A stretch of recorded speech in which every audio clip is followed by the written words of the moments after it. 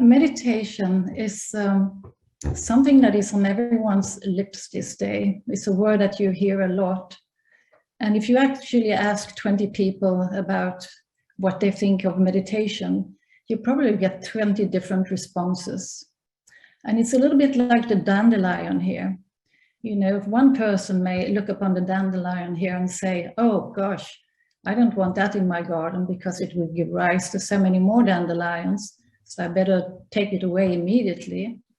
Another person may come to it and see, oh, how wonderful nature is, you know, all these seeds, they will flow away with the wind and they will give rise to new plants.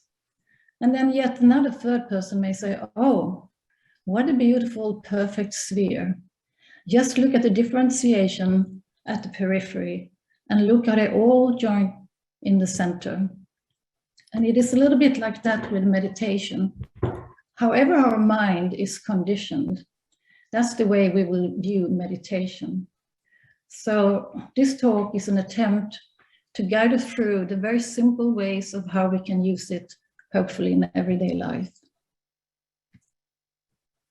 So if we look at the ABCs of meditation, a word comes from the Latin verb meditare, and it simply means to think, to contemplate, and to ponder. And it's a Western term because in the East, in the Eastern tradition, they refer to it as dhyana, which we recognize from the Voice of the Silence or Patanjali's yoga philosophy. And that has its origin in the Sanskrit root dhya, to contemplate. But with that having said, let's see what the Voice of the Silence says. Shun ignorance, and likewise shun illusion. Avert thy face from world deceptions. Mistrust thy senses, they are false. But within thy body, the shrine of thy sensations, seek in the impersonal for the eternal man. And having sought him out, look inward. Thou art Buddha. Thank you. If we turn to the Voice of the Silence, it's a beautiful, practical book written in a very practical way, but it's actually a manual for meditation. And if you turn to this very quote that Jerry read, have you thought about that this quote actually synthesizes the whole process of meditation? So take a look. First, this is where we have to start. We have to get away from our ignorance. We have to get knowledge of what is real and what is not real. We have to shun illusion. We have to move away from the idea of separateness. We have to avert our faces from the word delusions and deceptions. And if we look around in society where everything is a focus on being famous for a minute or two, we have to move away from that personality cult. We also have to mistrust our senses because they are false. They immediately bring in impressions and they move the mind in a way that it becomes modified. But then within thy body, that is to say right here, right now, not somewhere outside us, but here inside within each one of us, we have to seek in the impersonal for the eternal. And the impersonal has to do with being able to let go of the idea of the personality and move our point of identification inwardly, which is the process of meditation. And in this sense, you can see that if we go further inward, we will eventually reach that Buddha nature, which we all are. But of course, how do we do it practically? Now, if we look at another part of the title, it's called self-healing. And self-healing, it is the healing of the lower self by the higher self. And it is a gradual awakening from the illusions of separateness. And this is the process of meditation.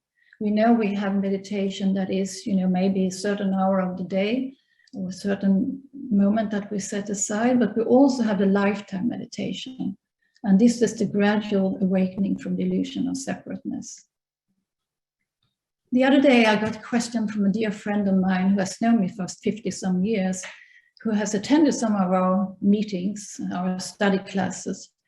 And he said, what about the theosophists, Eva? Are they really bookworms? Because wherever you see them, they're just hanging with their nose over the books. And, you know, isn't there something practical that you do? Don't you sit down and meditate together and so forth? And we must say that knowledge is simply wonderful. We need a knowledge of how everything works in the universe. But it also, as everything that has a front, always also have a backside. We have to put it into practice if it's going to stay wonderful. And it can even become an obstacle to us if it is being kept as a possession. Because, you know, the personal ego has a million subtle ways of asserting itself, right? And, you know, it's very alluring to be the one who can debate on Mula Prakriti, the absolute, the different cycles, the 7 hierarchies, and so forth. But if it remains a possession, a dear possession that we cannot get go of, if we do not put the ideas into practice, they become an obstacle in the path or process of meditation. So when we look at meditation and self-healing, we could actually say that what needs to be rehabilitated is our mind. And if we look at the, you know, the collective mind of humanity today, we can see that it looks pretty diseased. And the way to change this is by rehabilitating each one of us our own mind. And for this, we need to be preparing the ground. And every rehabilitation needs a goal, and it needs a motive. It is like Simon Margus says in Philosophomena, that the image is of crucial importance. We need to have an image to move towards. Without the clear image where we're going, we will not be able to realize our goal. And so if we look at the goal from a theosophical perspective, this is it. Never will I seek nor receive private, individual salvation. Never will I enter into final peace alone. But forever and everywhere will I live and strive for the redemption of every sentient being throughout the world from the bonds of conditioned existence.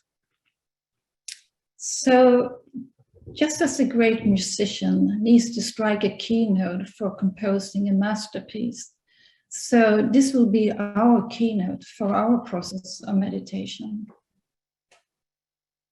But we don't only need a goal and a motive. We also need to find out how this existence works so we can navigate through the process of meditation. And for this, we are advised to turn to the 3 fundamentals in the Secret Doctrine, which we can use as a golden formula in our everyday life. Usually we look at the 3 fundamentals as abstractions, something which concern the cosmos. But these 3 basic points can be used to the minutest small event in our own life. And it's 3 main keys. We have identity, who am I, what is God, what is divine, and is there any difference? We have structure, how do the nature's law work? And we have purpose, why and what is the purpose of the whole evolutionary process? The first question, that of identity, who am I? Well, that's the $1 million question. There are sages in the East that have used that as their only mantra to find out who am I. And we can also see that normally when we look ourselves in the mirror, we do not really see our own true identity. We see concepts, we see forms, we see crystallized thought patterns, but very seldom we see ourselves as we truly are.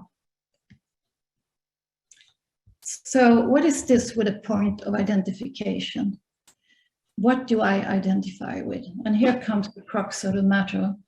So if we look at this, Patanjali speaks of 3 levels of ahamkara, which is 3 levels of the feeling of I am, 3 points of identification.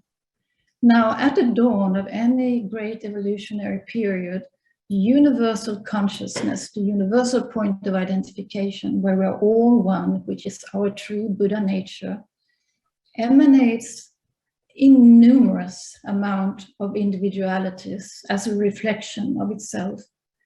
That individuality is who we truly are. That is the individuality that comes with us from birth until death and from life to life. It is what gives us a sense of I am I. And then for each new earth life, for each new incarnation, the individuality emanates an aspect of itself, which we call the personality, which becomes the instrument for perceiving things in this material world, and which is absolutely necessary.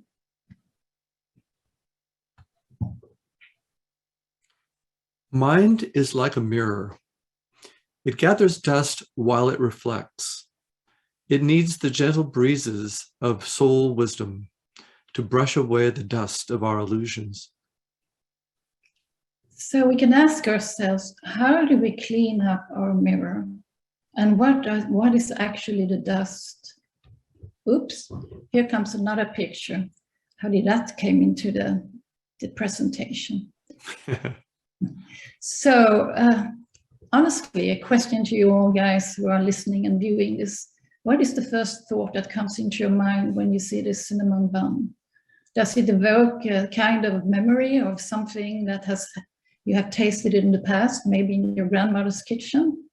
Or maybe you think that, oh, maybe I need to nibble on something. Maybe I can sneak out right now and take a cup of coffee and a cake. And, you know, with this to illustrate, it's just to illustrate how ruled we are by our senses. Our senses are constantly dancing, you know, in and out with each other. And we are so, you say, steered up by our senses. And our senses is the collection of all the consciousness of all the cells in the body. And this is often what we identify with.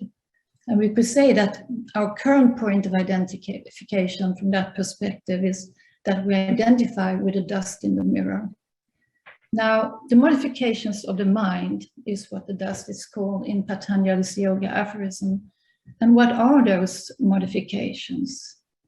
Well, memories plays a great part in it. When we meet a situation, we never really see the situation as it really is. As an example, 3 people can be exposed to exact same event, but they can perceive it very differently because their mind has been conditioned through memory from previous experiences and courses to see things like through a veil. And like some previous students said, you know, if you dip your glasses in marmalade, marmalade will be all you see. There is also in the modifications of the mind our likes and dislikes. In the personal daily life, we pretty much move from dislikes the whole time and try to find likes. So we move from these polarities all the time, and we try to avoid the dislikes, and we try to capture the likes, so to speak. But what we maybe forget is that these patterns are energies. They are elemental fields. They are energies that makes ripples in our mind. I think that Alex would have called them the karmic winds that disturb the mind and that is caused by memory, likes and dislikes. And this actually have an impact all the way into our brain.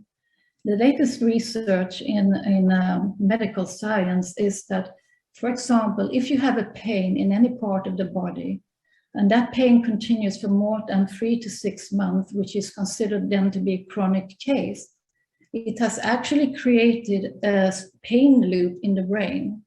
So the new synapses have formed and there is a new electrical current that is engraving a pattern in the brain. And so whenever we think about the pain, whenever we think that we want to get rid of it, we actually accentuate this loop in the brain. And it's actually also said that the pain may not even exist in the body any longer, but it exists in that perpetuated memory in the brain. And we have also discovered then that by focusing on something totally different than the pain, we will actually create a new loop in the brain that will counteract the pain loop. And all this, the patterns of the personality, is what create that illusion that we heard from the quote in the voice to begin with. It creates the idea of separateness. And of course, each one of us is unique. Each one has our specific thing that we can participate with in this existence. But no one is more unique than anyone else.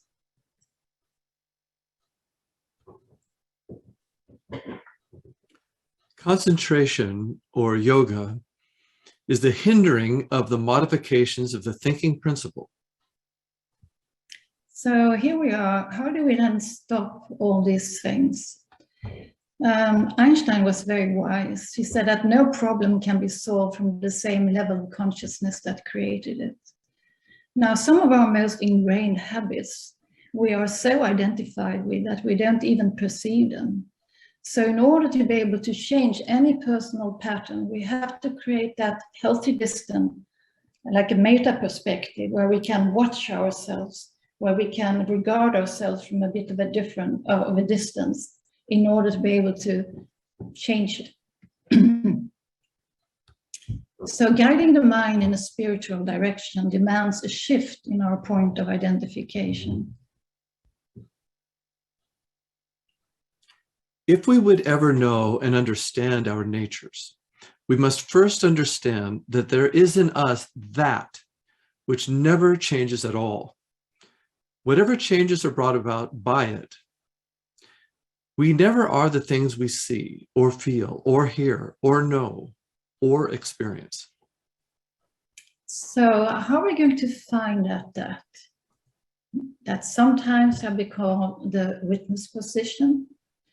So we have to establish the meta perspective. So you know the term fake it until you make it? Well, we have to try and picture ourselves as that individuality, the permanent aspect in us, that which leads us towards integration away from separateness. And from that perspective, we have to act almost like a parent towards a child, an unruly child. So how can we guide that child that our personality is in the right direction with a lot of humor, with a lot of compassion, and with a lot of discipline at times? And you know how it is with kids. They never listen to what you say, but they imitate what you do. So if we want to encourage the personality to become more compassionate, we also have to cultivate a compassionate attitude towards it, so we can guide it in a good direction, for example. So the witness position is a word also, just like meditation, that is being used a lot these days. And the witness position has so many different dimensions. It's not one static thing. You could call it a process of gradual awakenings. So I have Ava here, and Ava is looking at her flaws in her character. That's one thing. But then we have that which is watching Ava, watching her flaws. So you can always see that the witness position is a receding process that at the very, very sort of final, within quotes, position, it is that pure Buddha nature of awareness. So what do we do when those quirky things come up in our personality, things and habits that we are not so fond of? Well, we know that what we try to neglect, it will never work. Neglecting something just takes a lot of energy and it doesn't go away. It will be like an ostrich putting their head in the sand.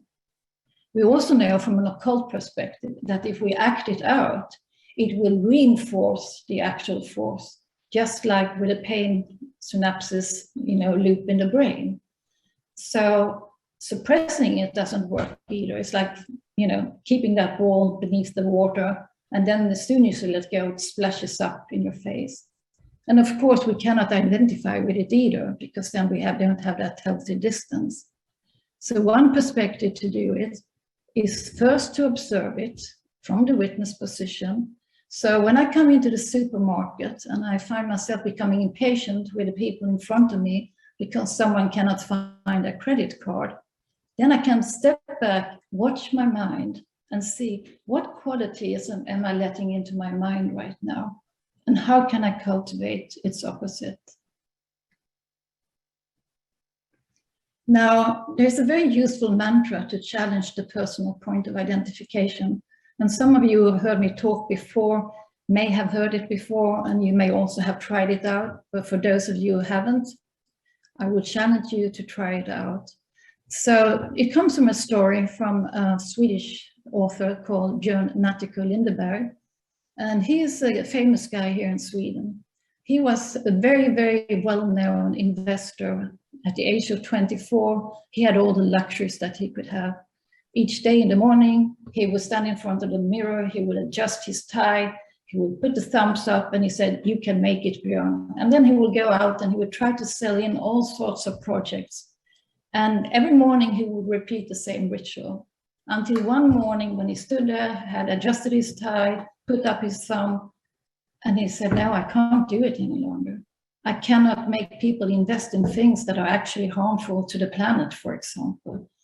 So he had this deep voice within himself that said, "You have to search elsewhere. This is not what life is about." Within a week, he had given up his position, sold his possession, and started his quest for truth. And that took him to a monastery in Thailand, where he became a forest Buddhist monk for 18 years. And in that monastery, every now and then, they would have a teacher coming from some other part of the world to give a lecture. And all the monks were very much appreciating this, because something broke the monotony of the monk's life, I guess. And so one evening, a very famous teacher came to the monastery, and he sat down and he said, "Tonight, I'm going to impart to you the most important mantra that exists, to keep a check on the lower mind, to keep a check on the personal ego." And the monks were kind of looking amongst themselves, because this was not a tradition that we're used to having mantras. So they thought, well, is he off the bend or what is happening? And he said, "Listen, the excellent mantra," the teacher continued, "and you only have to repeat it 3 times. You can do it your own language, but you have to be perfectly focused when you do it." And so now he got the monk's attention. And so he said, "Are you ready?" And then he said, "I may be wrong." The monks stared at each other and said, "What?" And then he continued, "I may be wrong. I may be wrong. And believe me, if you haven't tried it before, please do try it. There is nothing that the personal ego dislikes as much as being wrong, especially when it comes to those we are close to." The second point to know about existence is the structure. How does it all work? Am I an active agent in my own life, or am I a victim of circumstances? And this is crucial for the process of meditation. The process of meditation is not a passive one. And the moment we think that we are a victim of circumstances, whether they are on this plane or on the astral plane or any other given plane, then we give a lot of our power of our own life to something on the exterior. Now, if we move into the law of periodicity, which actually roots in everything in nature, we see the cycles in nature, we see the cycle of cause and effect, or the law of karma. We see that of reincarnation, which is an aspect of karma. And we also have intrapersonal cycles. Now, if the process of meditation is a re-education of the mind, we need to know our thought patterns. They come in a cycle. We don't think the same way on a Tuesday as we do on a Friday, for example. We have emotional patterns that comes and go, and we have biophysical cycles.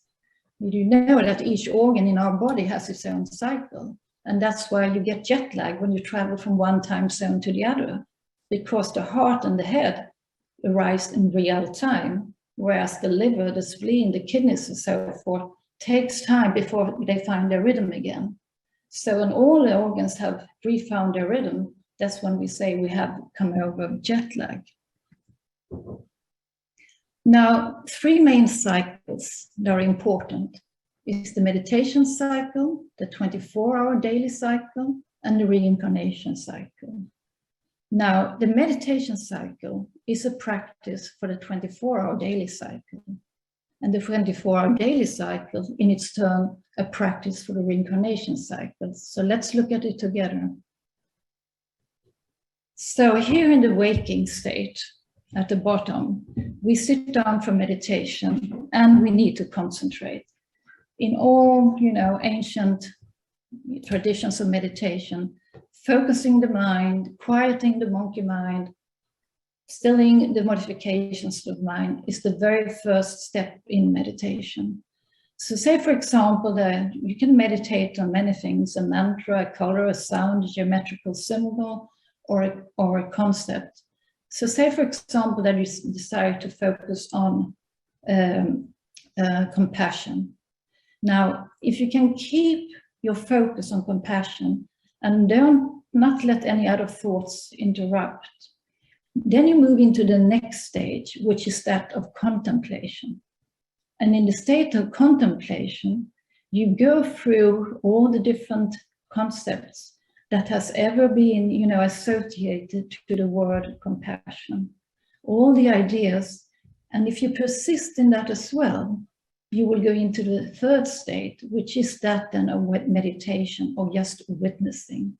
And you can say in this state, you no longer are caught in the concepts of compassion, but you are actually becoming compassion itself. We also see that there is a Turiya state. And Turiya is a Sanskrit word that actually just means the fourth state. And this the fourth state that is an aspect of the Buddha nature, pure awareness. Now, the reason we need to learn how to meditate in this way, and it is described in detail in Patanjali's Yoga Aphorism. This here is actually a very simplified version of the Sanyama process that comes described in book number 3. The reason why we need to establish a witness position that will take us all the way in from the focus point of concentration through contemplation into meditation is because we want to be able to do the same thing in a 24-hour cycle. So in the 24-hour cycle, in our waking state, our feelings, our thoughts, our action creates energy. This energy is going to be reflected in the dreaming state as images, as dreams, and so forth. And then we go, in ordinary cases, from the waking to the dreaming and then to the dreamless sleep, where we come the closest to our innermost being, where all the inspiration, all the wisdom, all the compassion is centered in our heart. And then the question is, how do I bring that back through the dreaming state back to the waking? Well, the waking state is where we practice. We need to establish in the waking state an awareness of the witness in us, so that when the body falls asleep, we can actually transition into the next state of consciousness, which is the dreaming state. We create a channel, the channels of the witness position, that we continue into the dreamless sleep. And from there, we move back again through the dreaming state, back into the waking state. And this time, if we can do it consciously, we will bring with us all the wisdom from the higher levels of states of consciousness. But I don't know if you have tried it, but it's very, very hard to stay awake while falling asleep. This in its turn is also a preparation for this. So you can see the similarities, that correspondence here in these 3 cycles. So not until we are able to move through waking state, dream state, dreamless state, and back consciously, we will be able to do the same thing. Because here's a similarity. In incarnating life, we are again accumulating energy. We are creating energy through selfish desires, and we may also have spiritual longings that we haven't been able to fulfill in this life. So when we leave the body, we go into this state of Kamaloka, which is where the selfish desires are expanding themselves and end up as karmic seeds for a future incarnation. And then we go into Devachan, where all the spiritual longings can flourish. And when those energies has expanded themselves, we have that moment of clarity where we see all the different causes that has led us up to the point where we're about to enter into new incarnation, and we accept it.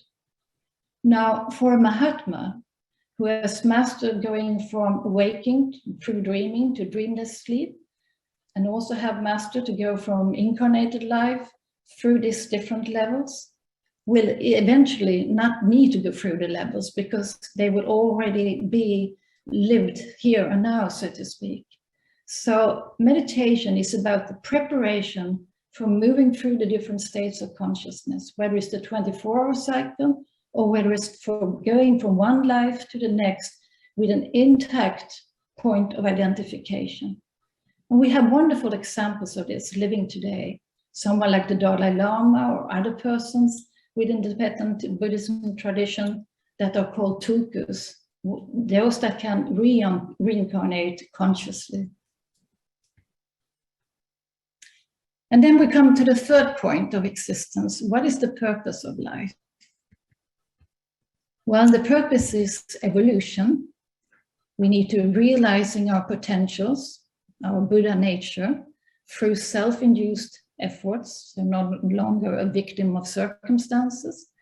And we have to move towards reintegration and wholeness. And as we also heard in the Kuan Yin Pledge, we are not in this for ourselves. We are one in the universal consciousness. So we are doing this to be of better service and help to all sentient beings. So the process is to move from object to subject. First, when we come in touch with ideas like theosophical ideas, we have a tendency to objectify them. And we need a head doctrine. If I'm going into a foreign country or territory, I need to know if there are any dangers that I have to watch out for, any challenges.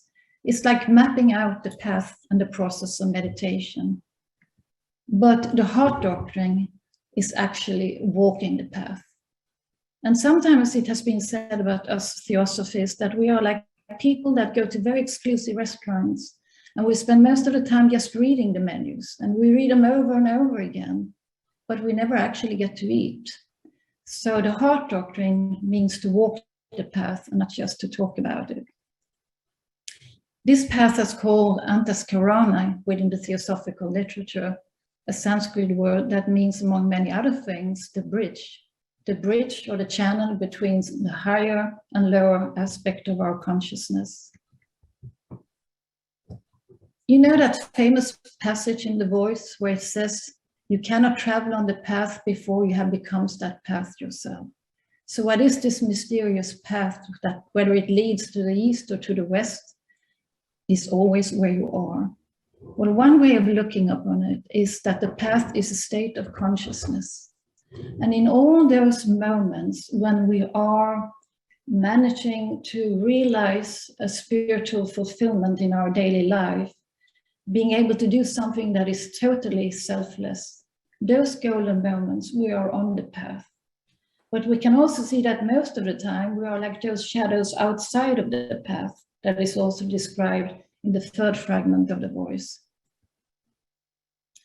Now, the pledge is a process. So if we come back to the Kuan Yin Pledge, there is an occult phenomena that takes place when we take a pledge like that.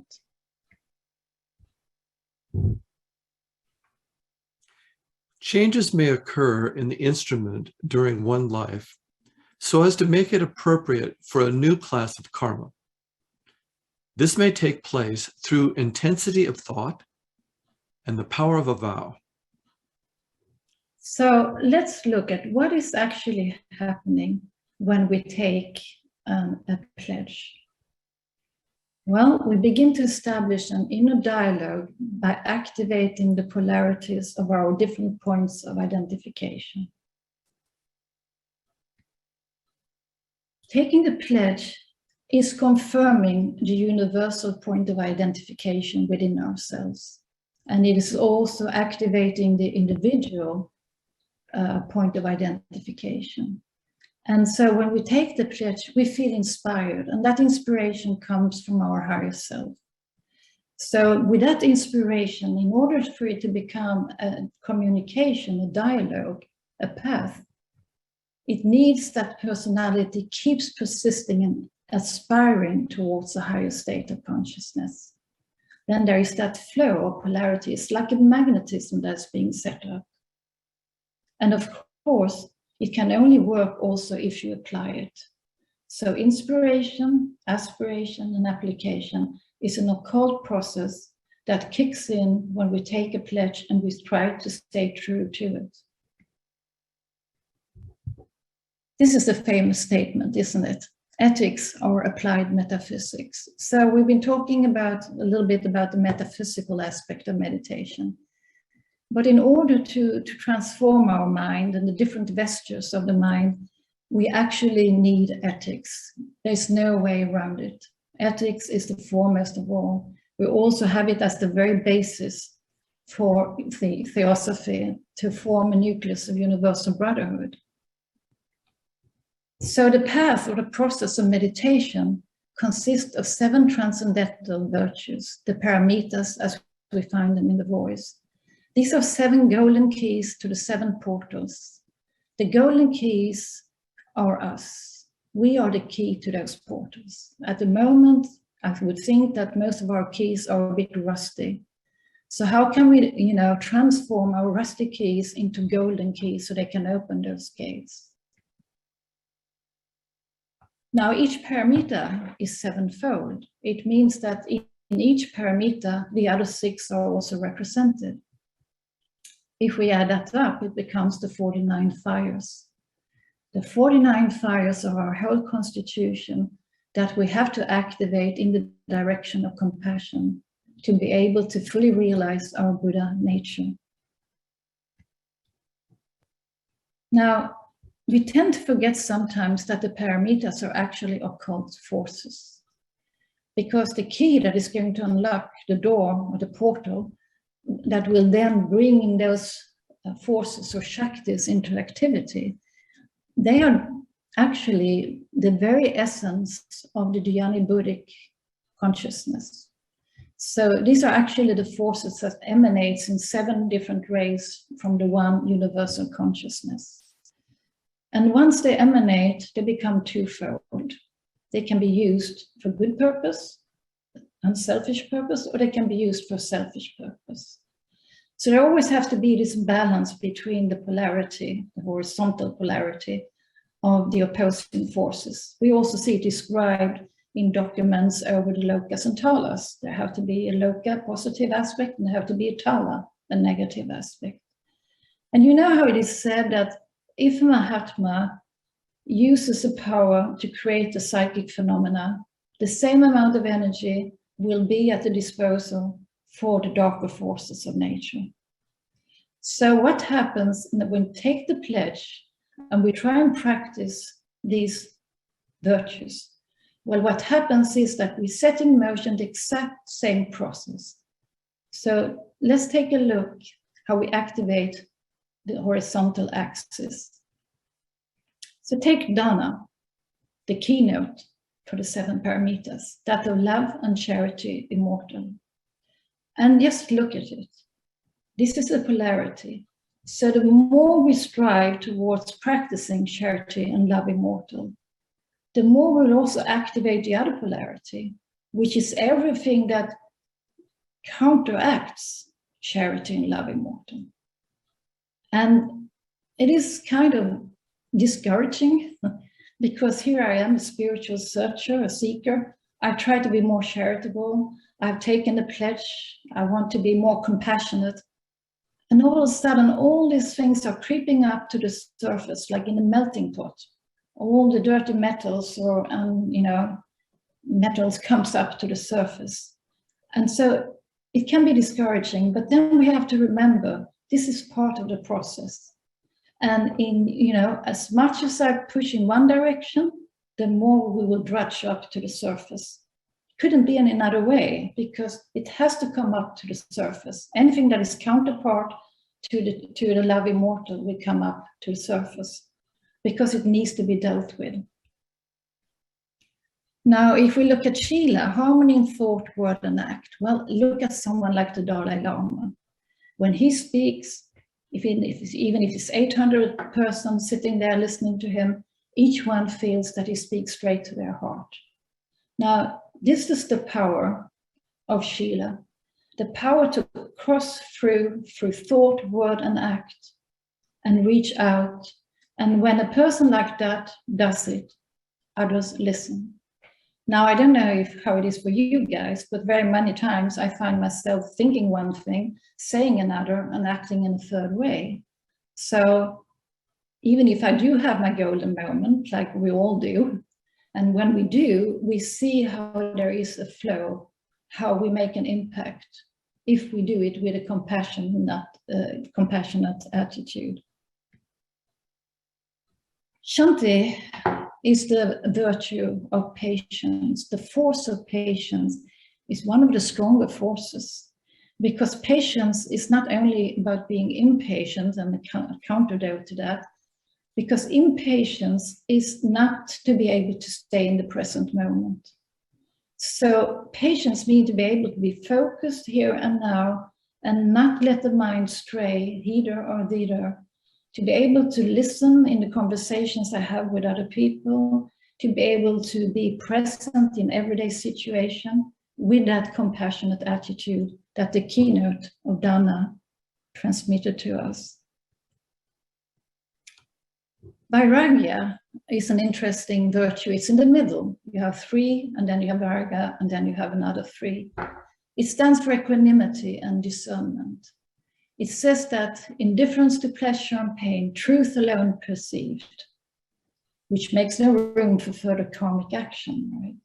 So how can we live our life in a way that whatever situation I meet, I can realize and recognize this is exactly what I need for continuing my process in spiritual development.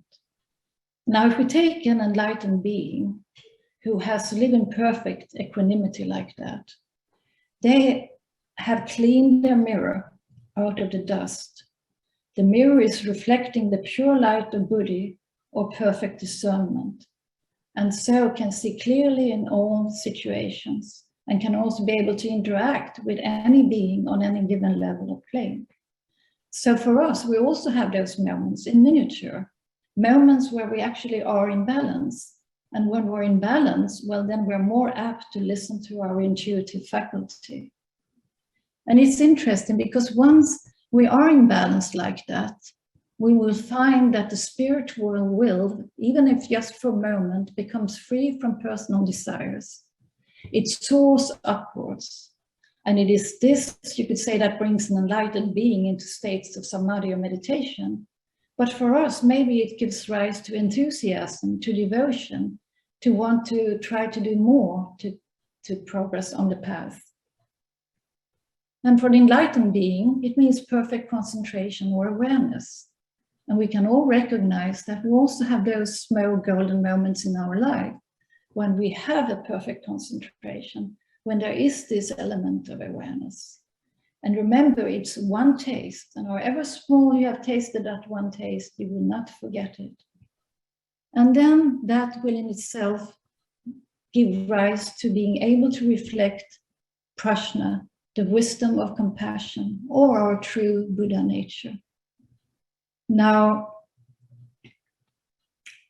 if we look at this from a Nirmanakāyic point of view, and the Nirmanakāya is someone who has found salvation, who has given it up for not going into nirvana, but staying on to help all sentient beings to be liberated from the bondage of illusion. Here you can see that such a being has, been successful in letting its personal consciousness, here symbolized by the square, merge into the individual consciousness, symbolized by the triangle, and then merged into the very essence of being. So here we have the perfect tetractys of Pythagoras. And here there is no different in the point of identification. Such a being can move through the different states of consciousness that we call waking, dreaming, dreamless sleep, and turiya, or all these seven different states of consciousness that are represented on page 200 of Secret Doctrine. And they not only can move through these states of consciousness without losing the point of identification, but they can also interact with all the different beings on all those different levels, which they have dedicated their mission to help to relief from misery and suffering. And so what we can do in our daily life to at least attempt to stay in the process of a lifetime meditation is what we find in the voice of the silence to end the talk.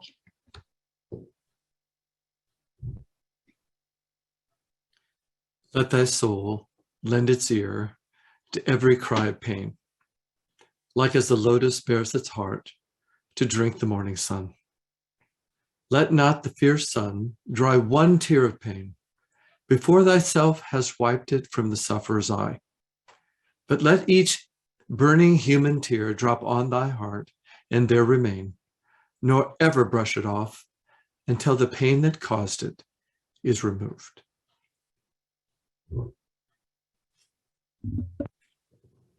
So I hand it over to you, Joe, I guess, for questions and comments. Thank you very much, Eva, for a very lucid and versatile or creative way of looking at these the paramitas and other aspects of theosophical doctrine that you looked at. I would like to start off with a question, going to the healing, the subject of healing. Frequently we become fixed on our, we will identify where we think we're unhealed in body or mind, and sort of kind of dictate the terms of where we think we need to see results of healing. What you've described as a kind of a very deep healing.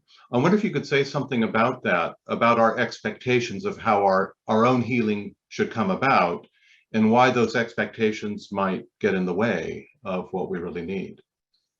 Well, I think it's very true what you say, Joe, what you mentioned here, that all our expectations also become at times obstacle on the path, Say that you have a very good meditation session and immediately you want more of that. So the next time you sit down for meditation, what happens? You are so focused on personal desires, what you want and what you don't want, that very desire stands as an obstacle. So the same thing, with self-healing, you have to somehow at times step out of the way. You have to do everything you can to maintain health and to stay healthy.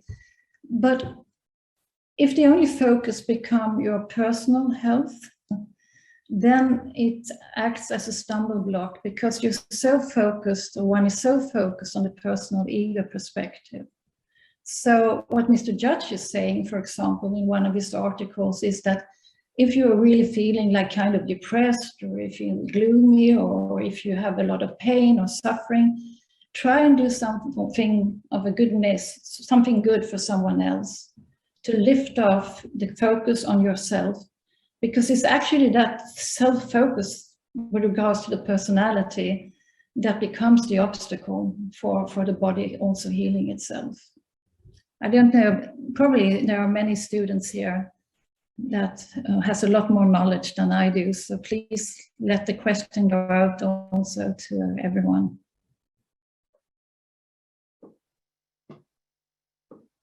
Someone in the, Jerry, I think Jerry, yeah, let's see. Eva, have you unshared your screen? Let's see, I think I think we're okay now. Oh, we're okay. Okay, I slid mine over so I couldn't tell anymore. Okay, great. Thank you. You have the function of raising your hand, I believe, although I don't see it now on mine, but there's Kirk has his hand up. Please, Kirk.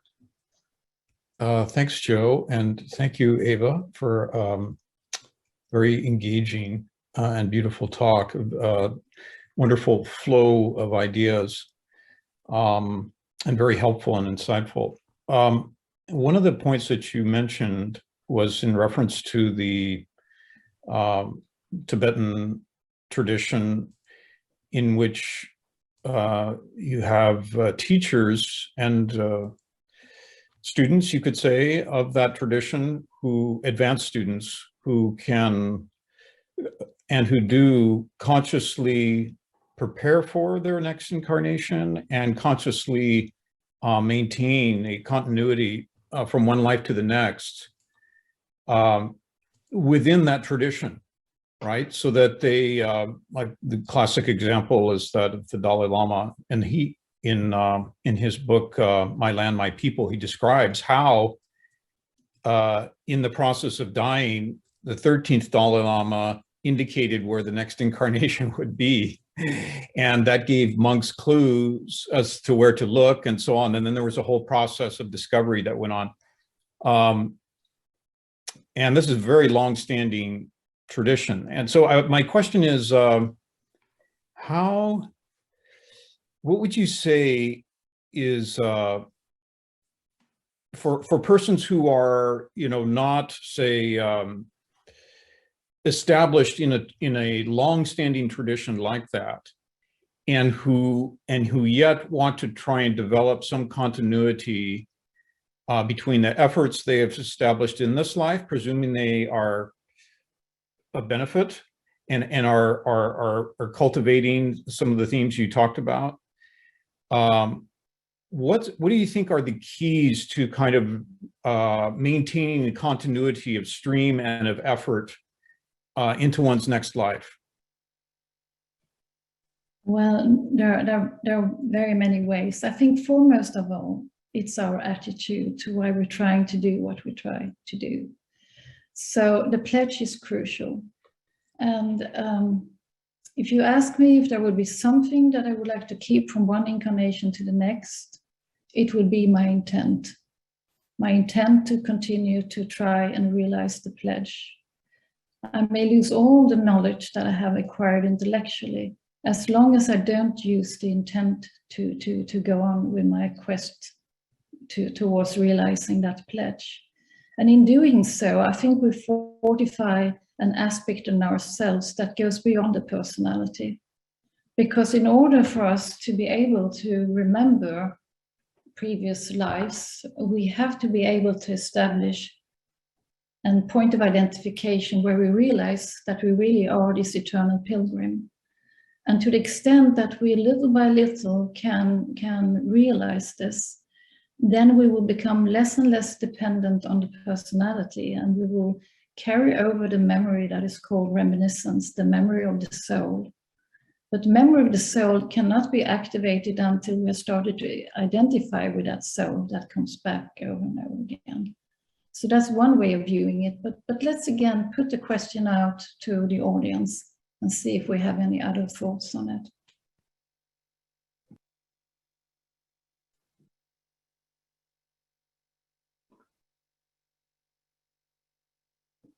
Eva, I'm going to keep the questions moving here, and anybody, of course, you can address that. Thank you. That phrase, fortify this impersonal or immortal part of ourselves in daily life. That's a wonderful phrase to stay with. Alan, I think you're next. Thank you. Wonderful talk. When I read HPP and the Secret Doctrine, I get a sense of antagonism between her sense of what science was at that time. The most recent thing that's impressed me is the descriptions that I'm hearing from modern scientists regarding the evolution of matter from the Big Bang on. And, in stars, it evolves further, and the stars today are different from our star, which was created 4 billion years ago. New matter is being created. So stars that are being created today are in a more refined or a different kind of matter. And when I hear what they say, it seems like what HPP was saying about the evolution of the soul, it's almost the same vocabulary. So I'm just wondering if you're seeing if two questions. One is teaming up with modern science and bringing that into our theosophical conversation. Is that a possible strategy? And have you seen things in modern scientific literature and thought that you think is particularly pertinent to the theosophical evolution? Well, just a short answer. I think that if HPB would have written The Secret Doctrine today, she would have used all these references that you refer to, you know. Most of the references from The Secret Doctrine from that science of that time can today, you know, could probably have been updated a lot today. So we always have to broaden our minds so we are updated also with science, not to adopt the theosophical ideas to fit into science, but see how they correlate. So that's one thing. Now, within my field, I work with a connection between the mind and the body. And so all the science today in neuroplasticity, how we actually today have proof of what HPB has claimed and the occult tradition has claimed, that the very way of our thinking is creating molecular structures in the brain to change, that we fire up new synapses, new patterns in the brain, and that it's never too late to change the patterns of the brain. No matter what age we are, the brain is continually changing itself. So in my field, I work within psychosomatic medicine then, so there is a lot of new research that is confirming this, you know, how meditation can affect the mind, that can affect the body as well. And you know how she says, I don't know if it's in ISIS or in DSD, how she says that the breakthrough for the astral body will probably come within the field of medicine. And, you know, hopefully we are approaching it. But of course, when we, as you started off with looking out into the cosmos and seeing all these elaborated ideas, well, we tend to look outward. But if we remember what Alex talked about last Saturday, the same telescope we can turn inwardly, because what is out there in the macrocosmos, we have as a representation within ourselves. So it's more an interest of how do we get acquainted with our own mind and the interplanetary system, so to speak. Thank you. Monica, you're next. Thank you very much. First of all, this was just a wonderful presentation. Thank you. Is clarifying a lot of ideas for me, but I'd like to ask about the idea of bringing into the next incarnation what we'd like. And what I want to know is, first of all, if I understand correctly, we're all a compilation of various incarnations that we've had. And I have been of the mind that the soul chooses what it's going to work out for the next incarnation. And so what I'm wanting to know is this idea the same idea that His Holiness speaks of in bringing into the next incarnation the same aspirations and state of evolution for the purpose of helping mankind? Are we doing that on some small level? And if so, are we enabling ourselves to have, say, a bigger chunk, as it were, of the pie for the next incarnation? And is that only for the sake of service? I hope that's making sense. Well, I actually think that you answered your own question very well, because I would say yes to all of that. You know, what is it that our heart is focused on? If our heart is truly focused on how can I be best of service, then it becomes less important wherever I will return, you know, whatever part of the globe, in whatever circumstances, as long as I don't lose that intent, that motivation of the pledge, I will be in exactly the right position to continue what I need to be done. You know, you know, those golden moments in our life where we're just in the right place at the right time, doing the thing that needs to be done and realizing it. Hmm. So, you know, most of the time we look for our duty a bit further away than where we actually are. So I think all the points that you pointed out, I think are helpful to maintain. And when you say a larger slice of the pie, I understand that as reinforcing the motivation to keep going in the same direction, right? So I would say yes. I don't know if that answered your question, Monica, but otherwise you have to come back. I think so. Thank you very much. Ava, this morning I came across a quotation from the New York Times a year ago. It was by a writer who travels with the Dalai Lama in Japan at times.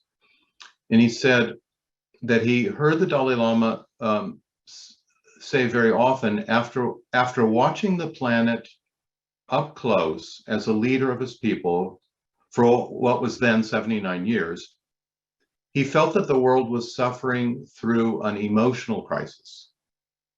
The cure, said the Dalai Lama, was emotional disarmament. I wonder if that has any meaning to you in view of what you've told us today. Just to clarify the word disarmament, is that to put down your, what is a disarmament? Yes, it would be, right, it was, exactly, it's a military term. It means to, exactly, to surrender your weapons and to, yeah, no, exactly. Yes. So I think it's true that the whole world is in an emotional state of imbalance, right? So I think that, you know, it's more, you know, it's nothing wrong with emotions. We just have to give it another direction. It's that process of transformation, and we can all see it in ourselves, right? I become impatient, I become jealous, I become angry, I become fearful. And how, when I see those things arises in my mind, how can I disarm them? How can I not give them power? How can I cultivate their opposites? So it's that type of polarity that we also had, as I tried to express with the paramitas, right? So that is kind of you disarming the one polarity, taking care of it and transforming it into the other polarity. Because we tend to forget why are we here? We are highly evolved spiritual beings.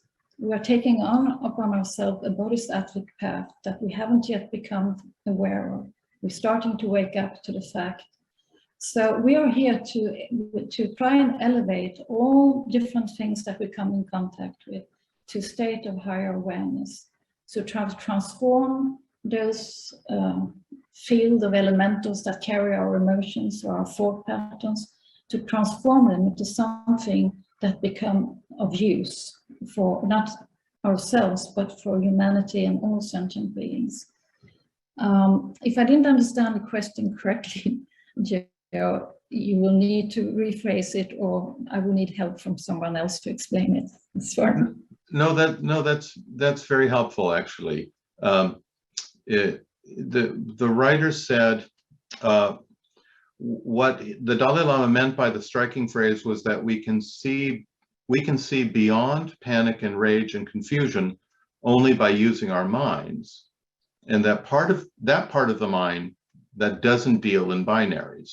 And he says emotional disarmament may be more feasible in terms of the bulkiness of government, may be more feasible than actual physical disarmament at this point.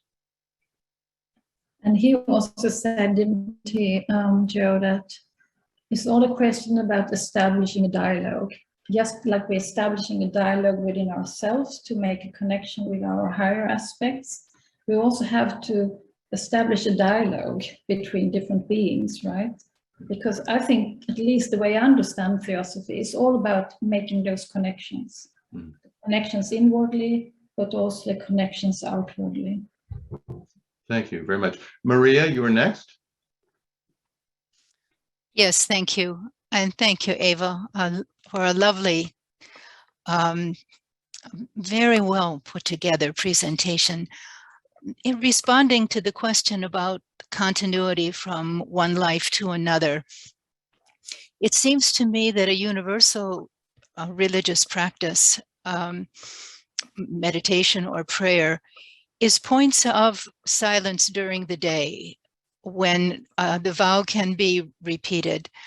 Times of silence when the identification with the soul is remembered and sustained and strengthened, so that during the day, for example, morning, noon, and nighttime, one maintains this continuity, and then entering sleep at night, it is remembered again, so that when one wakes in the morning or even during the nighttime, as many of us do, that vow is always the first thing that comes to mind.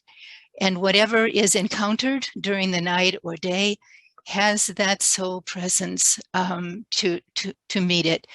And it seems to me that we have always known right from the beginning, from ancient times on this planet, how to maintain that continuity.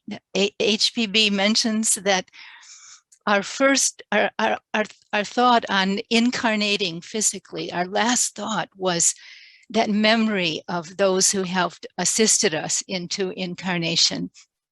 If that can be brought into our daily life now, if it can be remembered, then the next time around, the next time here, we will understand a little more, and we'll recognize each other and also the beings who share the planet with us at that time. There will be no loss of continuity. Thank you, Maria. I think that's so beautifully expressed. So thank you for sharing that. And it's so true what you're saying. If you think about the personal life for us all, it's so full of everyday duties that it's so easy to lose oneself in those. And to take those moments of the day and before going to bed at night, you know, to just try and center and remember, as you point out so beautifully, who we truly are. That is to me that golden current of the lifetime meditation. So you try and act from that center in whatever you do during the day, and try as much as you can whenever, which we will do the whole time, stray away with the mind in different directions and bring it back to that heart connection, which is the reminding of who we truly are. So thank you, very important point. Let's see. Kirk, do you have your hand up again, or did you just not put your hand down? I put it down and I put it up again. Very good. So thank you for the response to the first question, and to Maria as well. That was very, as you said, very beautifully stated and inspiring. And along with that, this is, again, I think, practically bent question. You mentioned Simon Magus as pointing to the importance of the image as a goal, as an ideal towards which the soul is oriented. And it seemed that you were also indicating this as a crucial aspect in the process of meditation, like almost like a starting point. Obviously one doesn't want to, we're not thinking of an anthropomorphic image, right? We're thinking, or maybe we are, maybe that's appropriate for some people. But I was just wondering, in your mind, what do you see, what is the image that you hold, let's say, of that being who has fully realized the witness position, as you put it, who has fully realized the Buddha nature? Do you start with the image of the Buddha, or is that up to each person, would you say, or is it geometric? Is it, does it involve colors, you know, and so on? I'm just wondering if you could give some practical suggestions about that. Well, I do think that all of those suggestions may work for different people. You know, for some person, it will be an image that you hold of some enlightened being that you, that's to you symbolizes the potential that you yourself are trying to develop and to help everyone else along on the road. So the image also can be our theosophical teachings, because our theosophical teachings are archetypal ideas. When we peel off all the exterior, we see the universal ideas, archetypal ideas. So to ponder up an archetypal idea will set up in the mind an archetypal pattern, which is where we want the mind to move into an archetypal pattern instead of being fractionized into many different, opinions of the senses and so forth. So I think you can use that very much in theosophical literature. We are advised to use the Aum, for example. We have Mr. Judge, who has written a beautiful article on the Aum sound that you can internalize as a mantra, and that can help you to strike a keynote for going inward. So there are many different ways of doing it, but I do think that also what Maria pointed out, if we think how it's said that the last thought before we pass away is of crucial importance, how it will influence the next life. So correspondentially, what we focus on as the last thought before we go to sleep, whatever that ideal may be for each individual, but it is to help to maintain that archetypal pattern in the mind and to create that. So I think that there are many ways to do it. I don't know if that answered your question, Kirk, otherwise you have to come up with a follow-on. No, I think you answered it well. Thank you. Eva, in your presentations, you spoke about the pain loop, which I thought was interesting, and that in fact our minds can recur to pain even when the pain is no longer there. I thought of the pain of trauma, that one's mind kind of can easily gravitate or fall into a recurrent fascination with the horror or the fearful of the lack of control that one felt during a traumatic incident. I wonder if you could say anything about that. You talked about observing and applying an antidote. Anyway. And of course, that's different for each individual. Working as a therapist, I have met many people that have been exposed to trauma of different kinds. And for some people, it has been absolutely crucial to work through and to be able to talk about it, to turn it and twist it around and so forth in order for it to fall more into place, right? But it becomes unhealthy if we then start to cling to that and we cannot move away from it. So there is one aspect of self-healing that it has to be acknowledged what has happened. It has to be confirmed often by someone on the exterior. And then one has to try and cultivate the opposite. And that could be, for some people, it's actually helping others in the same situation, which one may question whether that is actually to move away from it or not, but could it be a way to deal with it? And for others, to find new avenues and to help a person see that it's not healthy to keep on reactivating the whole drama over and over again. So if one can explain to a client or a patient what mechanisms are actually taking place in the brain, then most people see the common sense in trying to move away from it somehow and to try and focus instead of what is possible, because otherwise that trauma will, act as a stumbling block for the rest of the life and just become bigger and bigger, so to speak. Now, as a therapist, would you say that's part of the limitation of sort of the old Freudian psychotherapeutic model, and that there's more constructive therapeutic models now that, I don't know, cognitive behavioral therapy, or I hear about, I don't know anything about. Well, there are many, I would say, thank God that we don't practice the Freudian, type of therapy that much any longer. that we have moved more into, you know, that's the beauty with many of the Buddhistic philosophies. They have a really great perspective on, you know, what therapy can be from a soul perspective. So yeah, that's the forum for a total series of seminars. Let's see, Jerry, please. Yeah, actually, my question was right along the same lines. In fact, in many ways, you've already answered it, because I was thinking about the idea that all of us in this meeting, by and large, have a philosophy to turn to and learn from. But so much of humanity, it seems to me, is suffering from a dramatic amount of, you might say, emotional suffering. And you hear the word pressure and stress constantly being mentioned in conversations with friends and families and coworkers.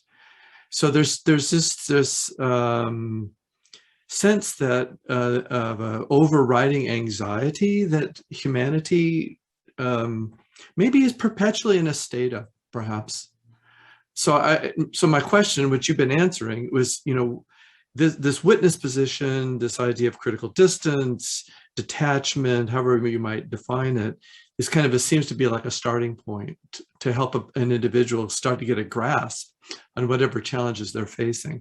And as a therapist, when people come to you, they kind of realize they have a problem and they need help.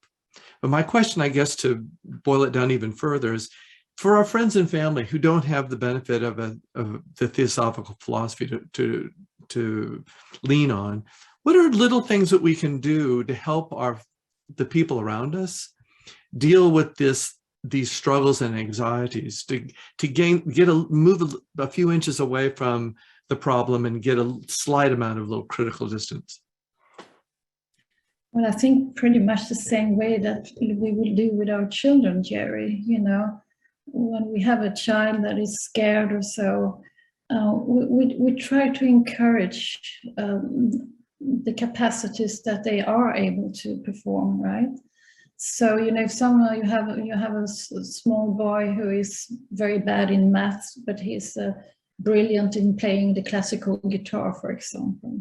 So, you know, let him play the classical guitar. Let him feel the self-confidence of being able to follow that path of his.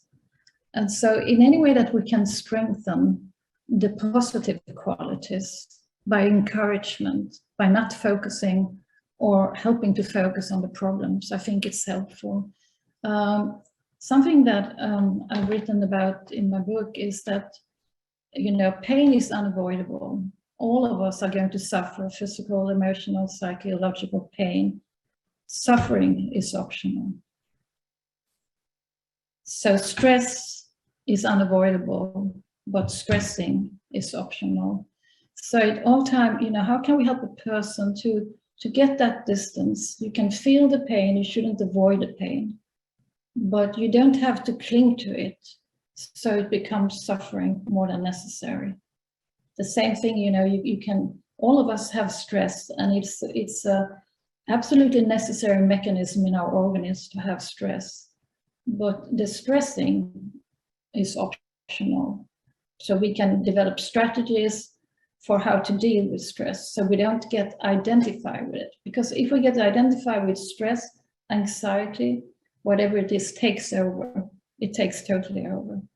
So we have to work with in those moments when we feel less stressed or less anxious, in order to create a platform from where to work. And there are of course therapeutic instruments for doing so, right?